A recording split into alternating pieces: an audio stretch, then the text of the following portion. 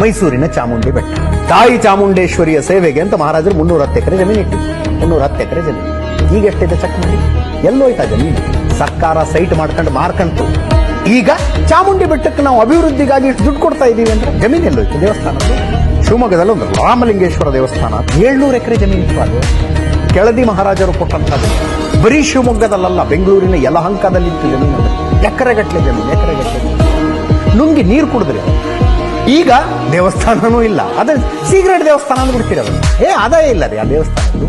ಕಿತ್ಕೊಂಡು ನುಂಗಿ ನೀರು ಕುಡಿದು ಯಾವುದೋ ಮಹಾರಾಜ ಯಾವುದೋ ದೇವಸ್ಥಾನಕ್ಕೆ ಜಮೀನು ಕೊಟ್ಟಿದ್ರಂತೆ. ಅದು ಈಗಲೂ ದೇವಸ್ಥಾನದ ಜಮೀನ. ಪ್ರಜಾಪ್ರಭುತ್ವ ಬಂದಿದೆ. ಆ ಜಮೀನೆಲ್ಲವೂ ಸರ್ಕಾರದ್ದು ಅನ್ನುವ ತೀರ್ಮಾನವನ್ನು ಹಿಂದೂ ದೇವಸ್ಥಾನಗಳ ವಿಷಯದಲ್ಲಿ ಹೆಂಗ್ ತೆಗೆದುಕೊಂಡರಲ್ಲ, ಎಲ್ಲಾ ಧರ್ಮಗಳ ವಿಷಯಗಳಲ್ಲೂ ತಗೊಳ್ಳಿ. ವಕ್ಫ್ ಆಸ್ತಿ ಎಲ್ಲ ಸರ್ಕಾರದ ಆಸ್ತಿ. ಒಂದು ಸಿಂಗಲ್ ರೂಲ್ ಮಾಡಿ ಘೋಷಣೆ ಮಾಡಿ. ಚರ್ಚ್ಗಳು, ಕ್ರಿಶ್ಚಿಯನ್ ಮಿಷನರಿಗಳ ಎಲ್ಲ ಆಸ್ತಿನೂ ಸರ್ಕಾರದ ಆಸ್ತಿ ಮಾಡಿ ನೋಡಿ. ನೋ, ತಾಕತ್ತಿಲ್ಲ ಅದು ಮಾಡಕ್ಕೆ.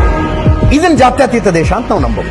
ಸಿ ಗ್ರೇಡ್ ದೇವಸ್ಥಾನಗಳ ಅರ್ಚಕರಿಗೆ ತಸ್ತಿಗೆ ಕೊಡೋದಕ್ಕೆ ಎ ಗ್ರೇಡ್ ದೇವಸ್ಥಾನದ ದುಡ್ಡು ಬೇಕು. ಮೌಲ್ವಿಗಳಿಗೆ ಸಂಬಳ ಕೊಡೋದಕ್ಕೆ ಟ್ಯಾಕ್ಸ್ ಪೇಯರ್ಸ್ ದುಡ್ಡು.